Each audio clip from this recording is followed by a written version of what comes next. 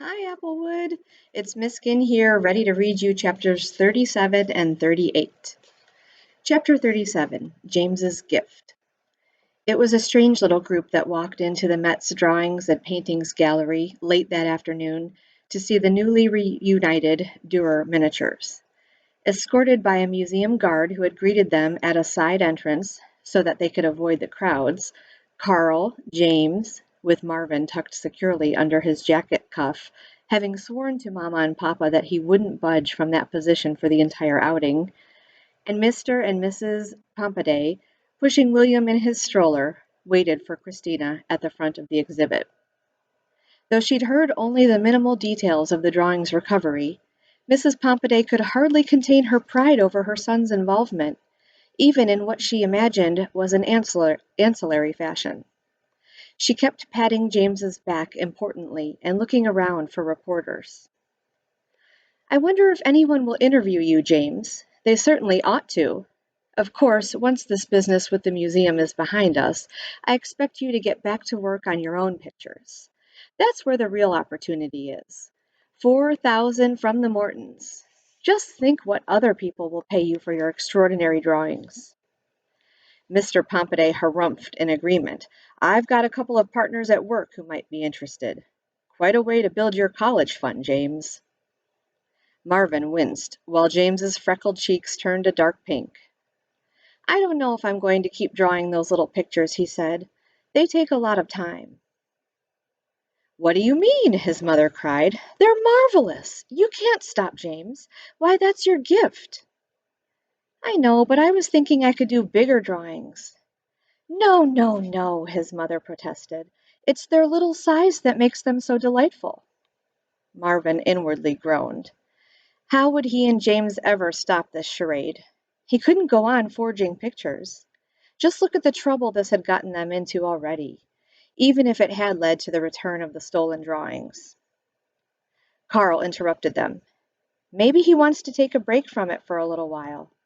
All artists need that occasionally. Oh, I don't think so, Mrs. Pompaday began. My friends, Christina cried happily, appearing in the doorway. After the necessary introductions, you have a remarkable son, she told Mrs. Pompaday, who nodded smugly. Christina led them through the crush of visitors to the third room, where the Dürer virtue drawings were prominently displayed along one wall. Marvin clung to James's wrist and peered up, trying to see them better. Matted and framed, they were imposing despite their tiny size. Seeing them together somehow made you look at each drawing more closely. Marvin thought, instinctively comparing the four figures. Fortitude looked more determined and courageous, Justice both sterner and sadder alongside her sisters. They were breathtaking. Nobody can draw like Dürer, Marvin thought, not even me. He suddenly and purely hoped that he wouldn't have to copy any more drawings. He was tired of it. He wanted to make something of his own. I've noticed details I never saw before, Christina said excitedly. The line of Prudence's jaw, the way Justice's hand rests here. It's as if the drawings speak to one another. Carl smiled at her. They were meant to hang together, he said. You can tell. They certainly make a nice arrangement, Mrs. Pompaday added, not to be outdone.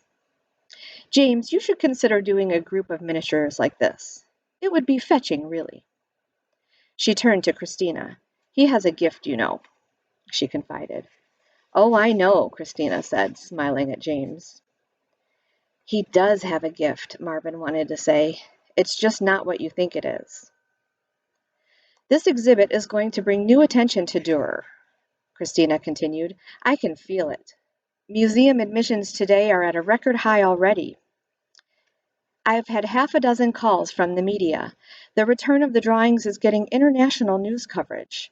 I think Dürer may finally get the interest he deserves. As the others continued to admire the drawings, James tugged her aside. What about Denny? He asked anxiously. Do the police know where he is? Christina shook her head. They're watching the airports in Germany. Nothing yet. Do you think they'll catch him? Christina pursed her lips. I don't know, James. I hope they don't, James said. I like Denny. I do too, Christina sighed. James watched her soberly. Do you think he's mad at me? He asked. Oh, no, James, I don't think so, she answered firmly. I think that, wherever he is, he must be relieved in a way. Even though things didn't turn out as he'd planned, at least it's over. She tilted her head, looking at the 4 miniatures. It's like when you tell a lie and then you have to tell more lies because of it to cover it up. Have you ever done that? And even if it's horrible and embarrassing to be caught, it's also a relief at some level. You know? Because then you can stop doing this thing you wished you'd never done in the first place. James looked at her. Yeah, I know what you mean, he said finally. Marvin knew he was thinking about his own drawings. It was so complicated and exhausting to keep up the ruse of James's artistic genius. And when would it end? So, Christina continued, I think Denny is probably grateful to you. Or maybe he isn't right now, but he will be. Will we ever see him again? Christina paused. I don't know. He committed a serious crime. If he shows up here in the States, he'll be put in jail. And I know the FBI agents have been talking to the German police to see if they can link him to the other thefts. James bit his lip. I wish he didn't have to go to jail. I know, Christina said softly. Well, this is a very impressive exhibit, Mrs. Pompaday interjected, coming to their side. But we've made reservations at a little French place on the Upper West Side, and we really should be going. It was nice to meet you, Miss Balcony. And you, Christina said. Thank you for loaning me your wonderful son. Oh my, I was glad for him to have lessons with you. It's been a very special opportunity for James. Christina smiled quizzically. I don't think there's much I could teach James. She escorted them to the museum exit, and as Mr. and Mrs. Pompaday navigated the long flight of stairs with William's stroller, she turned to Carl. Thank you, she said, for all of your help.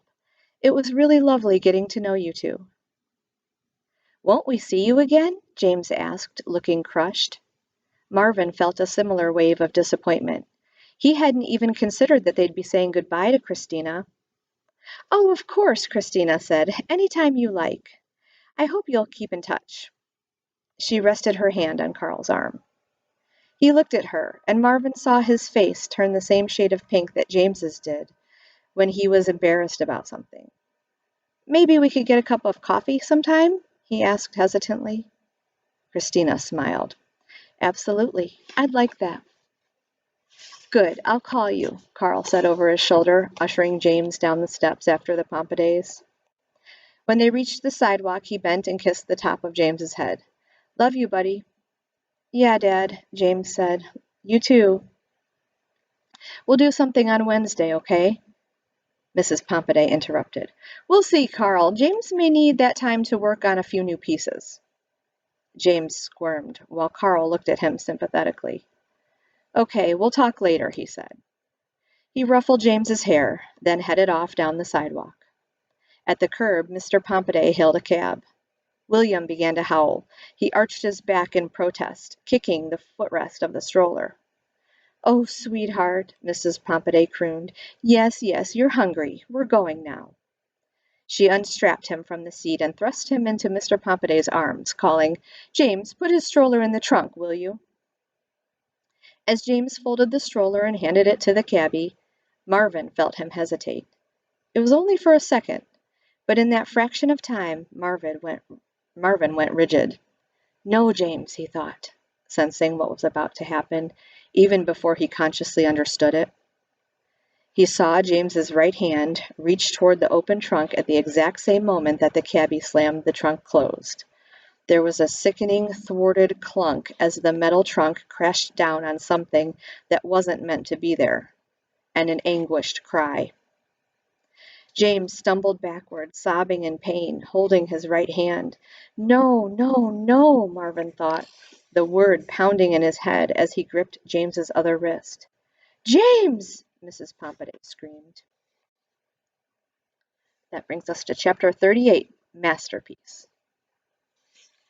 It was on a sunny winter afternoon several days later that Marvin crawled out of the family home and found a little scrap of paper behind the wastebasket with a shaky black X on it. One moment, my lights just went out. Sorry about that. His heart leapt. He hadn't seen James since his injury. There had been such a commotion that day, a frantic cab ride to the hospital, James bravely trying to hold back tears, the Pompidays loudly blaming themselves and each other for asking him to put William's stroller in the trunk. What if his hand doesn't recover? What if he can't ever draw again? I shall never forgive myself. Never, Mrs. Pompiday had vowed. Then, at the hospital, Marvin had been forced to hold on for dear life as the jacket was tossed aside, and James's hand was examined and x-rayed and wrapped in a cast. Is the damage permanent? Mrs. Pompiday had demanded anxiously of every doctor who passed through the room. It's a bad break, one doctor said, but with physical therapy he should be fine. No, you don't understand, Mrs. Pompiday persisted. My son is an artist, a very talented one. He does these wonderful little miniature drawings. The doctor cut her off. We'll have to wait and see how it heals. Back home again, Marvin endlessly replayed the scene on the street in his head. Had James done it on purpose? There was no way to know. But when he told Mama and Papa his suspicions, they were appalled. Of course he didn't deliberately break his own hand, Mama cried. James would never do such a thing. Besides, who knows how that injury will affect the use of his hand, Papa added. Forget the drawings. What if James can't throw a baseball again, or write his name properly? He's too smart a boy to take that kind of risk. Marvin hoped his parents were right, but he was not so sure. He knew how desperate James had been to stop faking a talent he didn't have. Marvin had visited James's bedroom often over the past few days, but he had somehow always managed to miss him. He'd even lingered under the kitchen table during the Pompidays' dinner, just to listen to James describe the reaction of the kids at school to his broken hand and to the tale of the stolen drawings. Apparently, they'd crowded around him, full of questions and compliments. They'd squabbled over a chance to sign the cast. They wanted to sit with him at lunchtime. Marvin hoped the whole thing would make James a celebrity for a while. It would be good for James to have more human friends. But not only human friends, Marvin thought, feeling lonesome for him. They hadn't seen each other in days and days after spending so much time together. It wasn't even the amount of time, it was the intensity of it. So much had happened to the two of them. Marvin felt changed by it, and he knew James was the only one who could really understand that.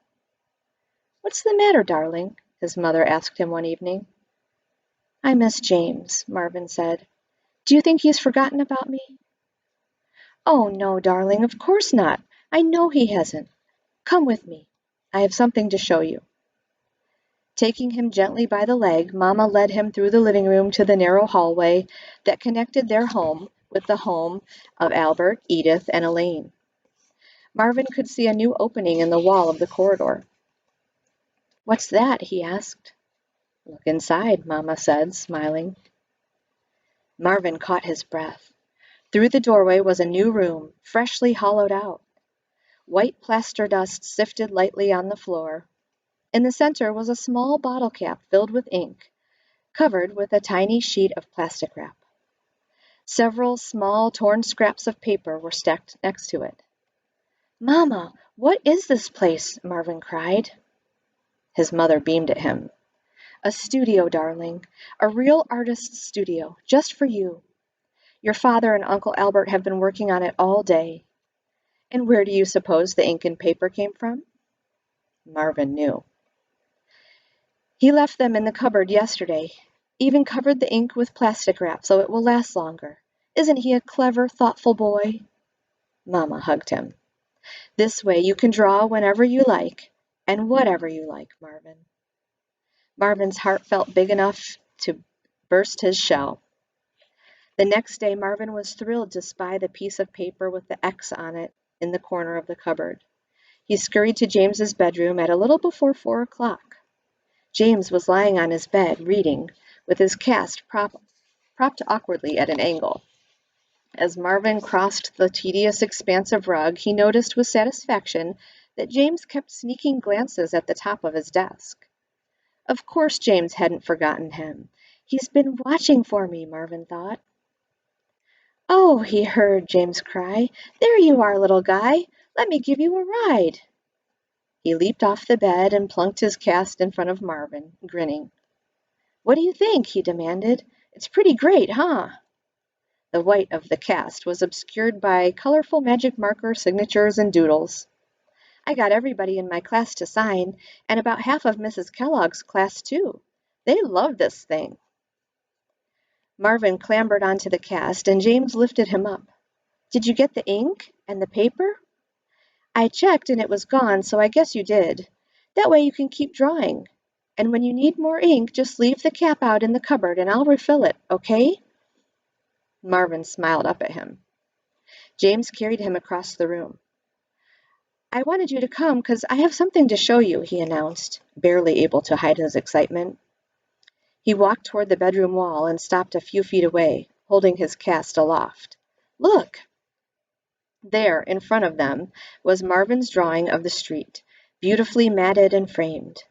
It hung next to the window, a tiny replica of the outdoor scene with its street lamp and tree and rooftop. Marvin stared at it. This was the drawing he thought James had sold to the Mortons for $4,000. How could it be here in his room, hanging on the wall like a real picture, like something that could be in a museum? "Doesn't it look great?" James continued happily. "Christina framed it for me. And guess what? She's going to frame your fortitude, too, and give it to me. She said it was the least she could do after all my help." He grinned at Marvin. "All our help." Marvin looked at James in amazement. He'd get to see Fortitude again, too. He couldn't wait to show it to Mama and Papa and all of the relatives. James rested his cast on the wall next to the picture so that Marvin was only inches away from his little cityscape.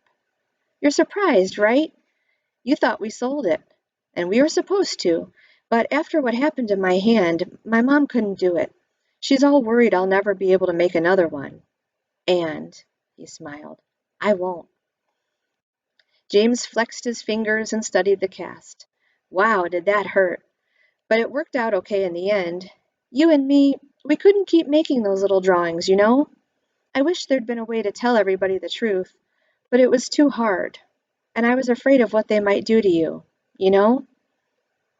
Marvin looked up at James, filled with a warm tide of something he'd never felt before. It was more than happiness, more than affection or gratitude. It was something deeper. It was the sense of being seen and loved exactly for who he was. Not the way his parents loved him, which was as steady and certain as the street lamp shining outside James's window each night. This was different. The feeling of being chosen. Out of everybody in the world, Marvin realized, this boy had picked him as the one he liked best of all. "Anyway," James was saying, "my mom decided we couldn't sell it because it might be my last great masterpiece, and we have to hold on to it. She wanted to put it in the living room, of course, because that way more people would see it." He laughed. "But it looks good here, don't you think? It's like having another window in the wall, a really tiny one. And you know what? If you had a little bedroom in the same spot next to mine, this is what you'd see from your window." Marvin smiled. It was true. It was James's window in miniature, the perfect scale for a beetle. "You'll never guess what I'm doing tonight," James said, carrying Marvin over to his desk and setting his cast gently on the wood. Marvin climbed down and looked at him expectantly. "I'm having dinner with my dad." James paused, grinning. "And Christina. They're taking me out for pizza." He lowered his voice conspiratorially. "I think my dad likes her." Carl and Christina. That fits, Marvin thought. It would be like a second family for James. A different, artistic family. James laughed suddenly. "You know something? You're my best friend. Isn't that funny?" Marvin beamed up at him. A great friendship was like a work of art, he thought. It took time and attention, and a spark of something that was impossible to describe. It was a happy, lucky accident finding some kindred part of yourself in a total stranger. There was a knock on the door, and Marvin heard Carl's voice. "I have to go now," James told him, setting him gently on the desk. "Dad's here. But I'll see you tomorrow, or I'll check for the X behind the wastebasket." He got his jacket from the closet and waved at Marvin. "Bye, little guy." Marvin lifted one of his legs and waved it in response. When the room was empty, he crawled to the edge of the desk and looked out the window. He thought of all the things he and James could do together when spring came. They could take long walks. They could go to the park. They could visit the Met with Carl and Christina, and then Marvin could come back to his little studio and make pictures of his own. Marvin smiled to himself. There was a whole wide world waiting to be explored, and there was nobody he'd rather do it with than James. Thanks for reading with us. Hope you loved the book as much as I did. Bye.